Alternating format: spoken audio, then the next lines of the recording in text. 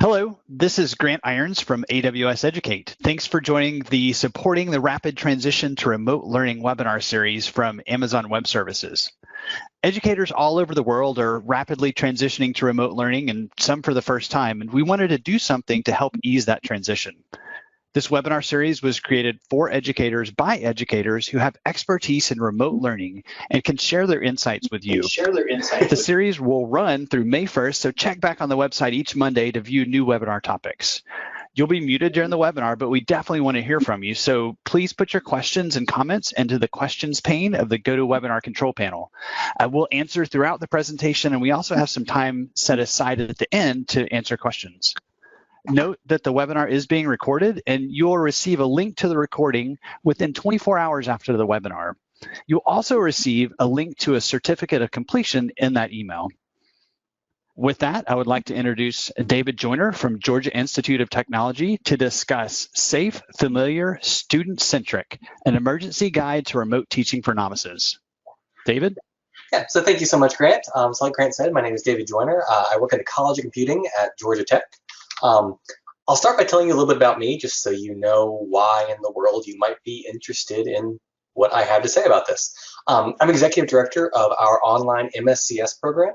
It launched about 6 years ago, and as of this term, we have 9,800 students, which is the largest similar program that we know of in the world. I'm also an instructor for 5 online CS classes. One of them is an undergraduate class taught to on-campus undergraduate students, and the other 4 are classes in the online MSCS program. I've had 15,000 students across those classes in the past 5 years, which is a sign of the scale that we reach with that program. This semester I have 2,200, including some Amazon employees. So it's been interesting to see how the people that come through our program really come from everywhere. But all this is to say that online education has been my life for the past 5 years. And as the COVID crisis has kind of shifted so many things online, it's been a bit surreal to see so many people rapidly adopting what we've done for years and finding out that certain things we thought were obvious, certain things we took for granted, are actually really novel insights. And then there are also certain things that y'all are dealing with that we've never had to deal with before, because when we teach an online class, we usually devote 6 months to getting ready for it, and y'all don't have that luxury right now. And so it's been very interesting to see how there's some things that we have a lot of insight on, and some things that y'all are struggling with that we have no insight whatsoever about. So I'm going to try and share some of the insights we have for the things that we do know about, and I'll try not to talk about the things that we don't know about. So in talking about this rapid transition to online learning, I'm very sensitive to the fact that when you're rapidly transitioning, your priorities are different than if you were saying, I'm going to spend my next 5 years teaching online like I do. The 3 assumptions I make is that what you really care about is, first of all, doing something safe. You want to minimize the risk of a high-profile error or failure. You don't want 250 students online all watching you try to figure out how to turn your webcam on or something like that. So you want something that's going to minimize your risk of doing something embarrassing or doing something that really hurts your students' experience. So, delivering a lecture where they can't make out the text on the screen, and now you have lost that time forever. You want to do something familiar, which is to stick with the tools that you already have available to you, that ideally you and your students are already accustomed to. There are fantastic tools out there for online learning and online assessment that I really encourage you to look at in a few months once this has passed us. But right now, I feel like this is probably not the time to try to become an expert on new complex tools you've never used before. Now is the time to try and keep things familiar, keep things safe, keep things simple, and get through the next time. And third is that you want to do something student-centric. We want to keep things simple, keep things organized, and give students the benefit of the doubt wherever possible. This is a stressful time on all of us, but I feel like this stress is really disproportionately absorbed by the students. And so wherever possible, to keep things simple on them, keep things flexible for them, is in our best interest. With that in mind, I kind of break this rapid transition into 3 parts. There's the content sharing, so the actual lecturing or giving your core content. If you're teaching very large classes, in theory, very much of what you do is already very conducive to online, because teaching 250 people in a lecture hall is not that different from teaching 500 people online. Either way, you're doing a kind of a one-to-many kind of teaching method. If you're teaching smaller classes, there might be some more lecture, more discussion, things like that, and we'll talk about how you can built those things in. There's the assessment component, actually finding out what they learned so you can assign them grades so they can learn more going forward, so they understand where their current strengths and weaknesses are. And there's this administration component. And the first two I consider the things that everyone thinks of when they think of teaching online. You know you need to do your content, you know you need to do your assessment. Administration are the things that you might not realize you're doing in person when you teach online, but you actually are doing them. And if you don't proactively do them online, something just gets lost in translation. In terms of content delivery, my recommendation is to use asynchronous content delivery for core critical content. That's lecture material, that's walkthroughs of how to do problems, that's anything like that. The reason for that is that it really allows you to be a little bit more safe in your experience. It allows you to safely experiment and try different things again. You can preview things before you actually send it to students, so you're actually confident that your video doesn't include, you picking your nose on camera or whatever. It reduces your time constraints, so you're not trying to do everything live in 1 hour period, knowing that if you lose 5 minutes for technical difficulties, that time is gone forever. And it's more compatible with students' new normal. I think we like to believe that whatever time students were sitting in our class, they'll have available to now sit online and attend our class virtually. But the reality is you'll have students who are now at home with their 3 siblings who are all taking their classes online now, and the family only has 1 computer, and they all have a class at 10 a.m., and they can't all attend their class at 10 a.m. What do they do in that scenario? Or if you're teaching bigger college classes, you might have students who've gone home to China or to Japan or somewhere in Europe, and their time zone does not match up with your current class schedule. So it's more flexible for them. So I really recommend prioritizing that asynchronous content delivery mechanism if possible. If you're teaching a small class, if 15 students, you might have more flexibility to do things live. But even then, I think there's some value in having something that is the core content that you present and then building some interaction around it. If you've never done asynchronous content presentation before, I find a lot of the tips online are very much how to do it better if you're already doing it. I've tried to break it down into steps that if you've never done it before, it at least sticks you to doing it in the first place, and then you can work on getting better at it as time goes on. My 7 steps first are to select the content you'll deliver. Under this kind of emergency circumstances, you might be deciding that there's certain essential content you really need to focus on, and there's other stuff you would present if you had more time, but based on the current constraints, you really want to focus on what's essential. You then prepare just as you would prepare for an in-person lecture. You prepare a little bit differently because you kind of want some more comprehensive speakers notes and things like that, especially if you're not used to producing in a remote recorded environment, just because it's a little bit hard to get accustomed to presenting without that live feedback from a live audience. You'll get used to it, I promise. I know some people really prefer and really thrive on having that live feedback from students, but even those who don't, I feel like after you've done it a few times, you kind of start to get a sense for how to be a little bit more natural on camera, more natural pre-recorded. If you have a spouse, a roommate, a student who can sign on to the internet, anything like that with you, you also can have them just be there to be a person you present to, just to give you some semblance of live feedback, feel like you're talking to a person and not to a cold, unfeeling camera. Or you can borrow a page from computer science debugging kind of thing, where we have something called rubber duck debugging, where if you want to solve a problem, you have a rubber duck on your desk and you explain the problem to the duck. And the process of explaining it to the duck actually helps you step back and think about the problem.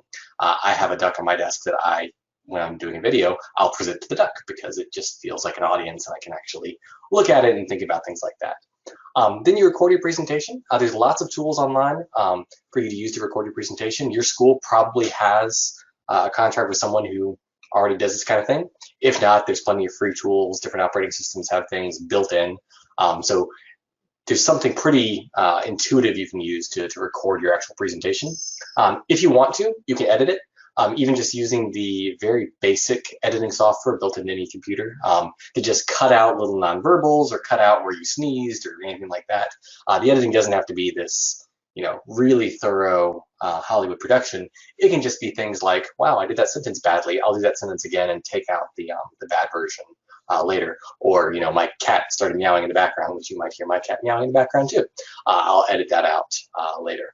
Then upload content to whatever your location is. If you have a learning management system, just upload it there. Some places have more sophisticated video presentation tools you can upload as well and have nice players to them. But really, even just uploading it just so it's a regular file is usually plenty. Then communicate to your students what is actually available so they know, hey, there's a new video in this class and I should watch it by Thursday, kind of thing. Just so they know, what the new cadence is. We'll talk more about cadence a little bit later. But just so they understand, it's not just a matter of they need to sit at their computer 24 hours a day the entire time waiting for you to do something new. Communicating just tells them when should I expect new videos and when should I actually consume them. And then the last component I call delivery, which is that's where we bring that live experience a little bit back into the equation. If you're doing this remote asynchronous presentation style, it has a lot of benefits to it. The drawback to it is that you lose this live back and forth. You lose the live questions and answers. But you can reintroduce those things. You can do what are called watching parties, which can be done via various teleconferencing tools where you actually upload a video that everybody on a teleconference can watch. And so you can still have your normal live classroom, but instead of watching you present content live, they're watching you, they're watching a video that you've already recorded. In fact, I just shooed my cat out of the room, and you didn't know that because hopefully we edited it out. The nice thing about that is that you get all the polish of presenting it pre-recorded, doing the asynchronous kind of thing, but then you also introduce this live interaction. You do live Q&A, which is exactly what we're doing right now. I'm recording this in advance because that lets me do it kind of nice and polished and without the pressure of doing it live once. But then I'm going to be watching it with you and answering your questions live while you watch me talk. This model is actually exactly the model that I recommend for teaching because you can have the live interaction, you have the live Q&A, but you don't have to have the pressure of doing it doing the core content, the really important stuff, live well the first time. You can also do slightly more asynchronous things, but they're still introducing interactivity. So if you have students who are across a large number of time zones or anything like that, I like to do mega threads where I basically say, this is the thread to discuss this lecture, or this is the thread to discuss this topic. And so students can participate whenever they have time. They don't have to sign on at 9 a.m. if they're, somewhere where 9 a.m. for them is, or for us is, 11 p.m. for them. But they have a place to participate whenever they actually have time. But it gives them an indication of what kind of participation is expected. It lets them know, we do want you to talk about the material. We do want you to interact as if this is a real class. And this is the place where you can actually do that. Otherwise, students have some trouble finding the new social norms in an online environment. And we'll talk about that a good bit more in a bit. The second component of that was assessment. So while I have a 7-step process for developing online content, if you've never done it before, for assessment, I recommend looking at the way you were assessing things before and trying to map it to online compatible analogs. So figuring out what's the one-to-one conversion of this is what I would have done, this is what I'm going to do now. If you're doing essays or other typed work, the good news is this might not actually be a change. I know at least when I was an undergrad, much of our class delivery process was actually still done online. We still submitted essays, submitted our work online. We received our grades online. And so that component actually might not even change for you. If you do delivery or assignment submission in person, like the box at the front of the class, that students drop their essays off at the end of class, it's usually relatively quick to get ramped up with doing that via a learning management system that handles the receipt of essays or deliverables or whatever, and then organizes them in a fashion for you to grade and return grades to students. So if you're doing essays, diagrams, anything like that, anything that's asynchronous but involves something that can be put on paper pretty much, it's probably a pretty straightforward conversion for you to do. You may have students taking photos of handwritten work or things like that if you have that kind of, if you're in a math class or something like that, or it's really about writing things out, but the conversion is still pretty straightforward. If you're doing things like class presentations, I recommend kind of taking a page from what we said about content and having students pre-record their individual presentations. They can also do pre-recorded team presentation. With most teleconference tools out there, there's screen capture tools that record all the web cameras, they record the presentation, they record whatever's on the screen during screen sharing, things like that. And so you can have a team all sign on to this teleconference at once, present as if there's a live audience, record it, and then upload that recording as their team presentation. You can then take those pre-recorded presentations and share them via whatever peer review tool your learning management system uses.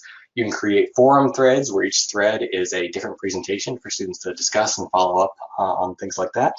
So you can create kind of like an asynchronous presentation cadence, and then maybe build in some requirements about asking questions or leaving feedback or watching a certain number of videos, so you ensure that students are also watching the presentations instead of just uploading them.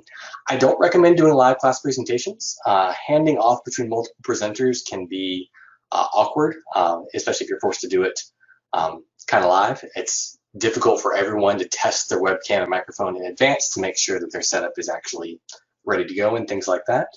It can create some equity issues for students who don't have a place in their house, for example, where they can actually sign on to your class and aren't worried about what's going on in the background. So by letting them pre-record things, you kind of give them a little bit more flexibility to say, okay, I'll wait until at night when everyone's asleep, or I'll ask everyone just to be quiet for this hour, but if something goes wrong, I can adjust for it, I can re-record it, as opposed to saying everyone must be ready to be on camera at a moment's notice at 9 a.m. no matter where you are. So I recommend that asynchronous approach there as well. For large open-ended projects, it really differs based on what you do. There's a lot more variation there. The analogs for what could be a deliverable based on what you actually had students doing otherwise could be a live video presentation. If they were going to have kind of a physical something to show, you can have them film a video showing it.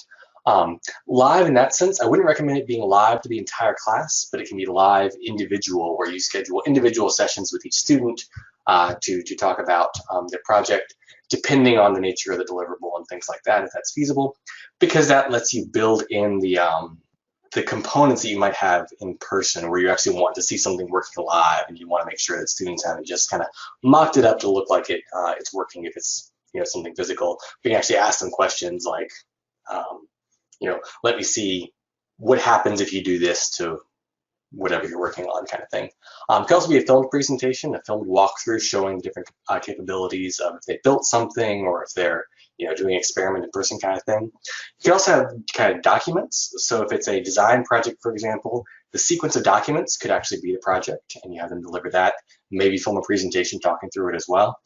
And if you really need something live, but with students live as well, I recommend breaking that into smaller groups instead of one student presenting to 25 students. Maybe groups of 3 or 4 that are each presenting to one another. Because with those smaller numbers, the conversations are a little bit more natural. You get more flexibility to schedule it around individual student constraints and things like that. And so that lends itself to, I think, a little bit more a more equal way of treating the presentation structure. I obviously don't recommend relying on any expensive equipment. If you're teaching a college class, they may have had a makerspace at your local university or 3D printers or anything like that, which they probably don't have access to at home. And so if you need to adjust projects to account for the fact that students don't have resources that they used to have, I would recommend doing that. And I also don't recommend even making some assumptions about, you can do this with dish soap or you can do this with toilet paper or something like that, because right now they might not have that at home. In fact, right now toilet paper might be a commodity wherever they are. So I don't recommend making any assumptions about what they probably have accessible to them at home. I also don't recommend keeping team projects in this context. And that's the only place where I'll really recommend trying to make a radical change based on what you were requiring before. The reason for that, and I actually canceled the team project in one of my classes, and the reason for that is that the differential impacts of this crisis on different students really exacerbates how much students might be held back by their teammates. So if I'm on a team of 3 people, but one of them just is basically completely tuned out of the class because she can't do anything because she's too busy taking care of her family and things like that, and the other is in an area with particularly poor internet access, I'm particularly affected by those teammates. Completely justifiable issues. And so I recommend, if you can avoid building mechanisms where students are really reliant on one another right now to do so, I think building community and building communication is really important. But I would try and stay away from things where one student's grade is going to be really, really heavily dependent on other students on their team project, because you don't know what they're going through as well. At least in my classes, I never assigned team projects until after the withdrawal deadline for my university, because that's the point when we know the students in the class are actually going to stay in the class, and you're not going to have to deal with a student leaving your team project halfway through. And that's part of why I got rid of the team project for that class this semester, is because we can no longer guarantee that. Even if students are Here, past the withdrawal deadline, there's no guarantee they're going to be able to finish the class based on everything that's going on. And we don't want one student to have, on top of their added stress, the stress of doing a project that was intended for 3 or 4 people. For timed quizzes and assessments, those are some of the ones that are a little bit more difficult to transition online, because typically what you do in a classroom is you're actually proctoring them. Even if we don't think about them proctoring, we think about proctoring with the heavy standardized tests, but really what you're doing when you're doing an in-class test is you're also proctoring it. And that's difficult to do at a distance. And I don't recommend using digital proctoring if you haven't used it before. There are great digital proctoring services out there. There's quite a lot of them actually, and the technology's really come a long way. The challenge is that it requires some equipment, it requires some setup, and it's kind of intimidating for students. And that's perfectly fine if you're doing an entire master's degree, entire bachelor's degree online. But these students didn't sign up for that. And so I'd avoid using that even if you have access to that, if possible, just because it is an added stress on what they're already going through. Instead, what I recommend using are timed quizzes through your learning management system, whatever it happens to be. I think every one that I've seen has some kind of quiz component to it. Many instructors are worried about how you prevent cheating, how you prevent collaboration in those kind of settings. Part of me says I wouldn't worry as much about that right now as you usually do, just because, again, this is a time of crisis. And even if a student is able to get through an assessment via collaboration or something you would usually forbid, this is one small part of their overall educational journey. It's happening in a time of crisis. So it's not about designing an entire undergrad degree where it's possible to collaborate on every assessment. These are unique times. But besides that, I also recommend trying to use a large question pool to prevent question sharing. So if you leave a quiz open for an entire day, for example, you might be worried that a student took it at 9 a.m., sends their friend all the questions and they take it at 9 p.m. after they've spent all day studying it. What you can do there is use question pools, which I think most learning management systems support, so that no two students really get the exact same test. The question pools, they don't have to introduce a large added workload on you. They can be very small differences. They can be questions that asked the same way, but instead of it's who was the president in this year, it's which of these was not the president in this year, which is a bad example because only one of them was. But that same kind of thing. You can say, make subtle alterations, change the year, change whether there's a not in the question, things like this, to make it so that the questions are still relatively easy to write. But if you're dealing with students who are just saying, oh, hey, the answer to number 3 is B, well, maybe for the next student, the answer to number 3 isn't B. Answer shuffling can help with that, but even just small variations can make it so students who are trying to share answers and things like that have to spend a lot of time just making sure they're even getting the same questions. And then if they're not getting the same questions, they're kind of out of luck if they aren't prepared to take the test on their own. So I think that can actually go a very long way towards combating some of the issues I know people are concerned about. I also recommend, if you can, going with multiple small assessments.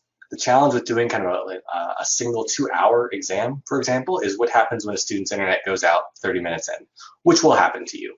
If it's a single 2-hour exam, then what do? Do you give them 90 minutes back? Do you let them retake the entire thing? But now they have had time having seen the questions, and it introduces a lot of challenges. If you instead took that single 2-hour exam and broke it up into 8 small quizzes, each with only a couple questions on each one, it can still count for the same percentage of their average. But then if the internet goes out, it's affecting one of those 8, and you're not worried about, did you look at the questions from the later ones? Did you not? And they're also a little bit reassured of, even if my professor or my instructor or my teacher decides to be very combative and say, well, that's your own problem that you lost access to that particular quiz. They say, okay, it's one of 8 quizzes. It's not as big a thing in their average as it would be otherwise. And it can have a lot of other benefits as well. If they do very poorly on the second one and they're just stressed out, they're not forced to then jump straight into the third one. They can go have a cup of tea, take a deep breath, etc. So there's a lot of strengths to using multiple small assessments. And I also recommend making your assessments open book and redesigning them with that in mind. They're going to be open book anyway. If you're not using proctoring, you really can't guarantee students aren't going to use that. You can have an honor code that says you're not allowed to, but students, in my experience, are aware that there is no penalty for violating that in these situations. And even the honest students, I feel like, have a mindset of, I shouldn't suffer from the fact that I'm an honest student because I know many of my classmates are not. And so you kind of create this differential impact if you keep those policies around not being able to use books and notes and things like that, where really only the honest students are suffering, and they're aware of that. So I recommend making it so everyone can use open book, or everyone's assessments are open book, everyone's assessments are open note, and you design it with that in mind. So you can create things that are, tougher questions because you know they're going to have access to that, and you're really rewarding the people who are well prepared, not just the people who know things off the top of their head, kind of thing. So I think there's still ways to design very rigorous assessments that are open book, open note. You just have to keep in mind what those resources are while designing things. For original handwritten work, most smartphones have cameras nowadays, and there are apps out there that can scan using a camera to a PDF, so students can use those for that. There's still an equity issue if you're in an area or at a level where smartphone access is not ubiquitous. You probably want to keep in mind having some other mechanism for students to use to submit work. But I think you'll find that those can be handled more as edge cases of the individual students who lack access to things like that, as opposed to having to build it fundamentally into the structure of your deliverables. I don't recommend, though, relying on printed worksheets. I'm finding, interestingly enough, more and more people don't have printers at home because how often do we really need to print things? And so printers aren't ubiquitous. So if possible, I would shy away from requiring printed worksheets, things like that. You can instead have them do handwritten work just on regular sheets of paper and tell them, on page 1, put this answer, on page 2, put this answer, kind of things. And so you're kind of giving them digital input. That's what I mean by digital worksheets with digital inputs, where your assessment would say, get a new piece of paper, divide it in half. On the top half, do this. On the bottom half, do this. But you don't need to actually print anything to do that. I don't recommend doing handwritten work in a timed quiz environment. We have courses, at least at Georgia Tech, where we do that, where students get the questions on screen, they write the answer out on paper, then they scan it and they submit it all within a timed environment. And it works okay if you've had enough preparation for it. This is another area where it just introduces so many possible points of failure around internet access and camera access, and did the scan work correctly, and the timer's running down, and I was able to do it quickly, so I got more time to actually do the work, whereas somebody else was not able to, so they spent part of their timed quiz environment just struggling with technology. So I don't recommend trying to do handwritten work in a timed quiz environment. If you're in a math class or things like that, I think you can spin some things off into untimed assessments or assignments. Even if it's a full day, you give the assignment at the start of the day and require it by the end of the day. At least it's not this live, intense time pressure. And then you can do other things in a timed quiz environment where the work might be handwritten, but at the end you're putting in an answer into an online quiz form. So labs are probably one of the things that are most difficult to convert to online environments. And again, like proctoring, there are great online lab tools that I don't recommend trying to use right now just because there is a heavy learning curve. Everyone is stressed, and it's better to keep things a little bit more simple and familiar. So labs are a place where I think you're going to find a higher demand for some creativity in how you convert things. I know, at least for the lab classes that I've seen, there's very often some pre-experiment work that students can still do and submit just kind of like an essay. Then as far as the lab exercise itself, there's a lot of different things you can do. You can do video quizzes where if you have the ability to film yourself doing the lab, you can film short videos and ask students, what would you do next? And have them do kind of like a little quiz environment where they say what you would do next, or perhaps they say what was wrong with what you just did. So you can have them kind of walk through it with you that way. You can also have them do what I'm calling a walkthrough with student input, which is where you're going through the experimental process step by step. And at each stage, you're saying, what would you do next, or which of these things would you do next? And so it recreates some of the thought process of actually doing the lab. And then the post-experiment report can be based on simulated data. So you can do it yourself and give students that data. You can generate multiple different possible outcomes and give different students different things like that. And so they know that while I might have this data, my classmate might have that other data, so we can't collaborate very heavily because we're getting different data, so we should come to different conclusions. So I think there's ways you can do that as well that preserve enough of the authenticity of labs to keep the same kind of experience, at least for most subjects. There will be some that really struggle with this if it really requires some advanced equipment, especially if you're not able to do it at home to demonstrate for them. For most lab classes, I think you're able to do something to simulate at least part of the thought process that goes into it. I don't recommend requiring students to procure materials at home for the same reasons I mentioned earlier of things that we might consider commonly available may not be commonly available for everybody else. And I don't recommend getting rid of labs altogether just because they exist for a learning purpose. That even if you're doing it in kind of a lighter weight way, you're teaching a way of thinking in addition to some steps to follow. And even if you're not able to teach them to do the steps on their own, demonstrating the way of thinking, I think, is still a very important thing to include. And then there's class participation. I don't recommend the approach of post X times to Y classmates because what I find is it leads students to participate inauthentically.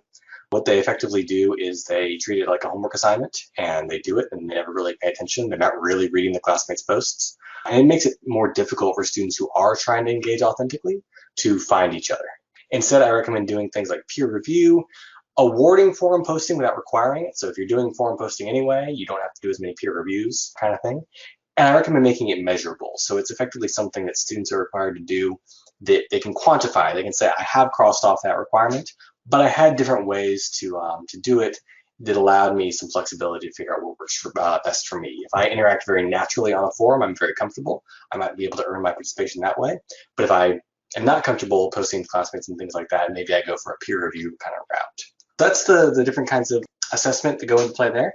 Then finally, there's the administration angle. And like I said earlier, administration, I feel like, is something that happens somewhat passively when you're doing class in person. And it's just kind of things that are built into the schedule or built into the way you run your class experience. And what it means is there are things that could fall by the wayside because you didn't deliberately do them online. And so that's where I recommend paying close attention to some things that happen naturally in person and making sure they're recreated online more deliberately. I break these into 5 kind of tips that I give out. The first tip is communication. It's to establish a single channel for critical communication. When you teach in person, what this probably is students should be in class and they should be expected to be responsible for anything you said in class. Online, you might not have that. And so students are suddenly wondering, is she going to send announcements via my learning management system? Or am I responsible for reading every single thing she posts on the forum kind of thing? So what I recommend is setting a very clear policy of you are expected to read what I send out in these environments within this time frame. And that tells students basically, if I've checked my announcements via my learning management system once every 2 days, I am up to date. I'm not going to miss something if I didn't check that often, which is a great way of addressing the stress students are under because they have some comfort that they are on the ball, on task. That happens naturally on campus just by the virtue of attending class. You know, you're in the loop if you've attended class regularly. This is kind of the way of recreating that. Of I know I've checked my announcements every 48 hours. Therefore, it's the equivalent of I know I've attended class on those times. My second tip is regarding cadence. Cadence is an interesting principle. It basically reflects the routine students get into taking classes in person. Coming to class every Monday, Wednesday, Friday, or Tuesday, Thursday, or every day, depending on what level you're at, and the way a class organizes itself into weeks, into deadlines, things like that. That disappears online if you're not doing anything synchronous. And even if you're doing something synchronous, it can disappear for those students who have trouble attending synchronously. 2 ways I recommend to set an intuitive cadence. One is to have a memorable deadline policy. One of the biggest mistakes I've seen online classes make is they'll have deadline policies that are things like, this is due Tuesday at 9 p.m., but that's due Thursday at 9 a.m., and this is due Sunday at 3 p.m., and things like that. Ideally, you want a deadline policy that feels as natural as a calendar. Mine is every Sunday at midnight, something is due. And so, if it's Thursday, I'm 3 days away from the nearest possible deadline. So I know that, if things are going to take that long to do, today's the day I probably need to check to see if I'm on pace. And I know if it's Monday, I don't have to worry about having something due today. I know that I'm 7 days away from the deadline. Depending on your class, it might need to be more complex. It could be every Thursday and Sunday, or every Monday and Wednesday, something like that. But the point is that it should be something memorable to students so they know automatically, oh, it's Tuesday, I know I don't have something to do in that class today. And then the other is to maintain a regular announcement schedule. That recreates this mechanism of be in class and hear what I have to say at the beginning of class, and you're in the loop. I recommend posting something at least every week, announcement every week, just saying, here's the stuff you should be aware of for this week. And so students know I don't have to rely on pulling information at the right time. As long as I read that announcement, it will cover everything that I need to know for that particular week. The third is for expectations, is to model good behavior. The social norms online are not automatic. Students do interact online a lot, but it's not clear what you do in class. And are certain kind of more social lightweight topics welcome in class the way they are welcome on other social media and things like that. So I recommend having an explicit policy that tells students how you expect them to spend their time. I expect you to spend this much time watching videos and this much time interacting on the forum, and this much time doing your homework assignments and things like that. It's a good exercise for you to reason through how you're expecting them to spend their time and how much time you expect your class to take. And it's good for them because they can kind of self-assess and know, okay, she was expecting me to take 3 hours on that assignment and I took only 1. Either I'm really good at this, or I might not be putting as much effort into this as I need to be. So it helps with that. And then clearly instruct them the kinds of participation you expect, the kinds of questions you want them to ask. Because there's this tendency otherwise to not know, am I supposed to ask questions publicly, privately? Should I email them? Should I post them to the forum?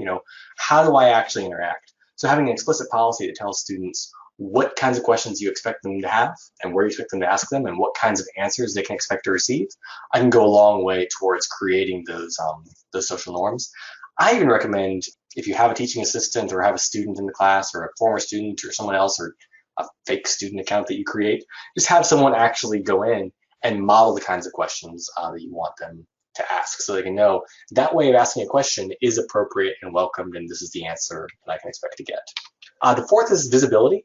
Something can happen online where in person students see you every day, 3 times a week, whatever, and so they know that you're there and that you care because they see you. Online, you can be online every single day, read every post, everything like that. But if you don't proactively do something that they can see, students can think that you're completely checked out. And so you need to do something deliberately visible every day, ideally every day, because that just tells students that you're in the loop, you're aware. It doesn't have to be something complex. It can just be posting a cat gif to the forum each day, posting something lightweight or endorsing a student answer if your forum supports that or anything. What you do doesn't really matter as much in that context, as much as just doing something students can see so that they know that you're there. And the fifth that I highly recommend is to create a dedicated channel for feedback. I find that creating channels for feedback is kind of like releasing some pressure in something before it explodes. If you create ways for students to give you feedback, they'll give you feedback along the way. So they'll tell you something's working well, something's not working very well, what they're stressed about, things like that. If they don't feel like they have a mechanism to give that to you, then they kind of bottle it up until it only comes out once it's a really, really big problem. I recommend doing regular surveys. I do 4 surveys each semester in all my classes. That just give students a chance to say, here's why I don't think it's going well enough. It's not so bad that I would proactively email you to tell you that this doesn't work. But if you're asking for feedback anyway, I'll tell you about it. And then you know about it well enough in advance to address it before it becomes such a big problem that it really blows up. And I recommend making sure you have an anonymous option for that. Students are aware of the power differential. They don't want to be the squeaky wheel lest that come back and affect their grade. Even if you're the kind of teacher who would never let that affect their grade, students still like the reassurance of knowing I'm anonymous, this can't come back to bite me, kind of thing. So I recommend that as well. So that's my process for how to do content, how to do assessments, how to do administration. If you have any questions about anything I've said, any things you've found that I've said that just don't work, or things that do work that I didn't mention, feel free to email me. I'm david.joyner@gotech.edu, or ask me questions here. Wow, David, that was awesome. Thank you so much for sharing your expertise. And I want to thank everyone for your active participation through the questions pane. We really appreciate the questions and comments, and we want you to keep coming. So as I mentioned earlier, we'll be hosting more webinars on remote learning, and we're also hosting office hours to answer any further questions you might have. You can find information for both the webinar series and the office hours on our webpage, which can be found on the screen and in chat. Also, a link to the recording of this webinar and a certificate of completion will be sent to you via email within the next 24 hours, so be on the lookout for that. And last, you'll see a survey pop up when you close the webinar, so please provide your feedback on the survey so we can continue to improve these webinars.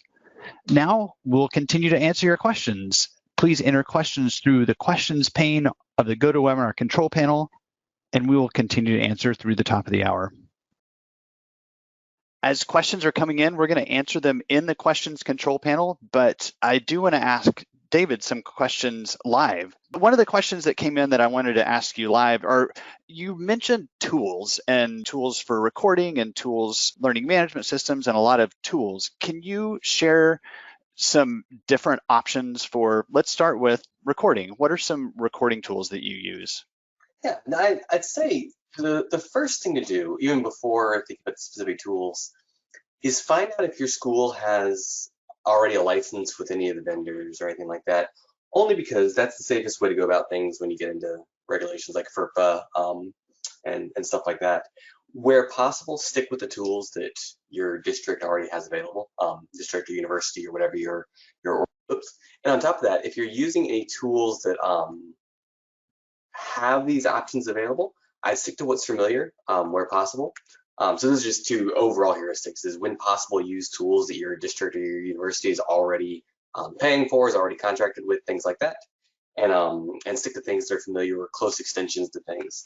So for example, for recording, there's lots of really fancy things out there that you could do. I would argue that now is not the time to learn something fancy.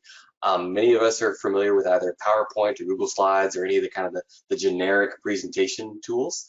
Most of them have a narration recording feature where you can basically, right there within PowerPoint, present your content, talk over it, and present it that way. So that's a very familiar kind of thing for many of us. I also say if you're doing things that involve, being on camera, the simplest thing in the world is just to go to YouTube and have a YouTube account, and they let you record directly in browser, and so you can just do it there. So the general guideline there is to, where possible, keep it simple. I know Kaltura is one that many schools will have a license with because they're kind of the education focused YouTube, and so that's one to look to see if y'all have a license with as well. But the overall idea is find something simple that works for you and stick with it and embrace it, as opposed to wondering if there's something better out there. Awesome, thank you very much. And I will say one tool that I used to edit out the cat was TechSmith Camtasia. So that's a video editing tool once you've recorded that is simple to use, but one of the many that are out there.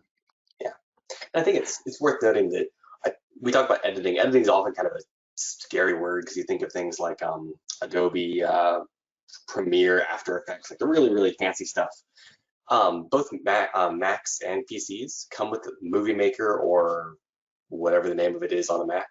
That does just very basic stuff, but we're only really looking at basic stuff. We're looking at edit out that time when my cat jumped on my back kind of thing. So just it doesn't need to be complex.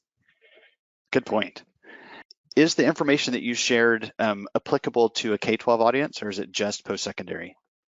I'd say it's applicable at least to a 9-12 audience. I think you deal with different constraints there as far as motivation and that, just different kind of things at that environment. But I think at that level, you're still getting into kind of the area of a lot of content presentation, and you can rely a little bit more on students should have the maturity to self-discipline in this kind of environment. You do need to do a little bit more work and following up with them, making sure they're following along, staying up to date. But I think many of the principles still apply there. I think when you get a bit lower, I think some of these things start to break down. My daughter's about to go into kindergarten, and I have had trouble thinking of what it would look like to do, the K side of K-12 online. I do think though at that level, especially in these kind of crazy times, it's worth considering the emotional component first and foremost. That what students very often are looking for is support, consistency, normalcy, some semblance of that. And to think first that your goal is to provide not necessarily, content knowledge, but to provide a sense that everything's okay, and that still attending classes is one reminder that the world goes on, we'll get through this, stuff like that. I think at the lower levels, the K-8 kind of area, that applies very heavily. I'd say beyond that, my tip to do things asynchronously where possible really is a high school, college, graduate level kind of tip, because things are very content oriented.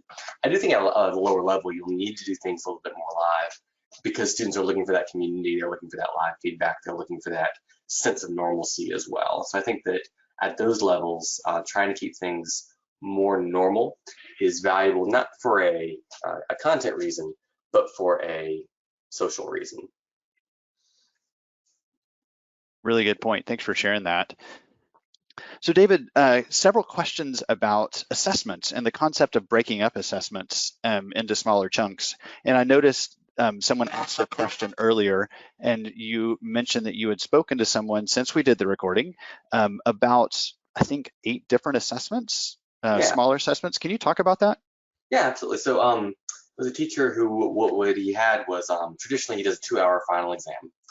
and had asked for tips about, I'm sorry, not final exam. He did, I'm getting two things mixed up actually, but point being, he had a 2-hour exam. It wasn't a final exam. I think he was rolling something else into it for other reasons, and basically asked about how he deals with students saying, I lost internet halfway through.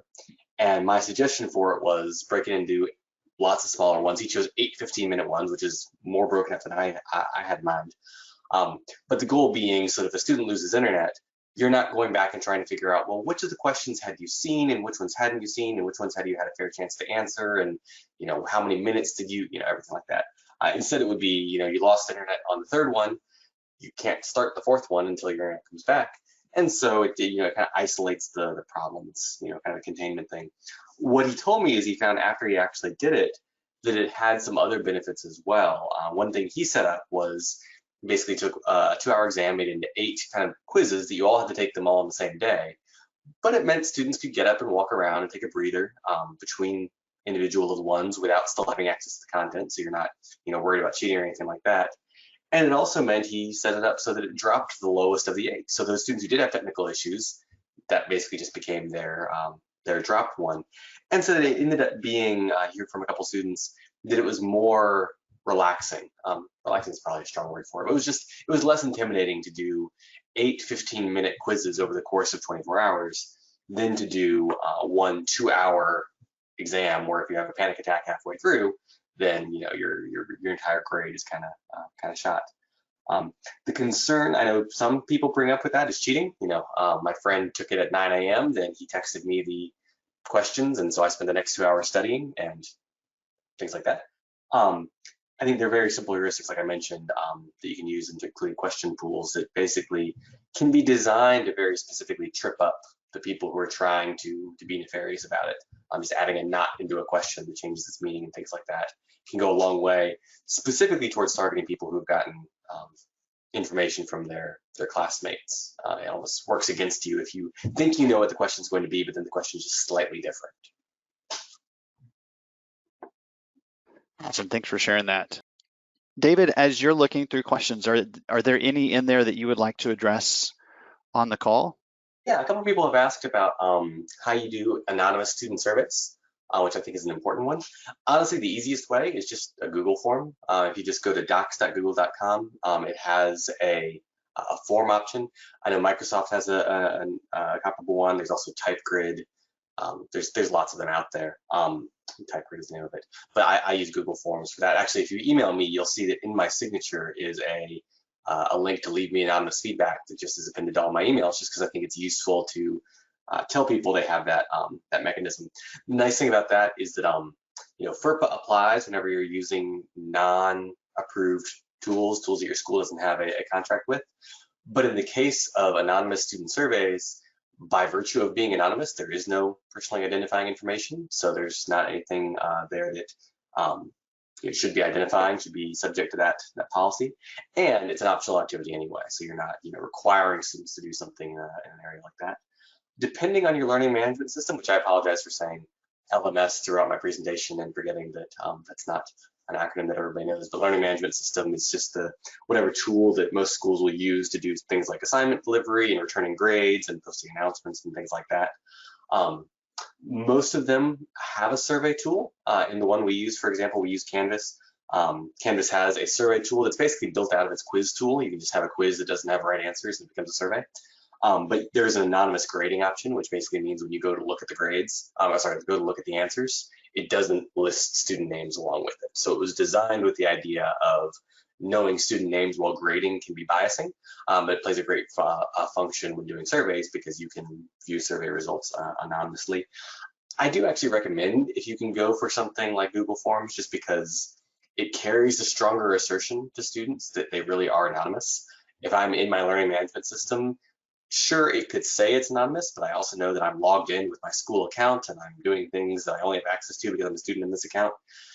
In theory, maybe I don't totally trust that it's anonymous. Whereas if it's completely off-site, like Google Forms or Microsoft Forms or TypeGrid or anything like that, then I know I'm anonymous because there's literally nothing in the system identifying me.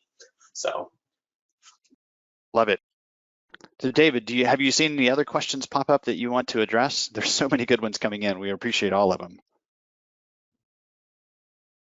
Yeah, I was just browsing through. I think some are kind of are things that it's easier to have in writing. But someone asked, how do you edit out accidental screen sharing of private information? Layla Maxwell. That actually happened in one of my classes recently, where a student designing a project for their own classroom, because it's an educational technology class, accidentally included student data in there, but took it down pretty quick. I'd say that ideally, it would happen at the level where you can edit out those seconds. So you can actually say, oops, from second 17 to 27, I accidentally left someone's name on screen, just cut out that portion. If you're doing something that involves having something on screen that you need to have on screen, but it has something personally identifiable in it, there's still some things you can do. Even with the more basic video software, you can just edit in effectively censor bars just by editing in some black text over where that appears and when. I think both iMovie and Movie Maker support that, as well as the other more basic ones. The other thing you can do if you really want to get fancy and if you're kind of technically savvy, you can use, if you're doing something in the browser, you can actually go in and modify what's appearing on screen in the code level, so that even though technically it's a live grade book or something like that you're showing, you've changed the names and things like that, the way it records and appears. The use case for that might be different. I'm trying to think of when you would have private information in a video. So if there's a specific use case for that, feel free to let me know, and I can try to think of thoughts about it. So thanks everyone, our time is up. Have a great rest of your day, and all the best as you transition to remote instruction. Yeah, thank y'all.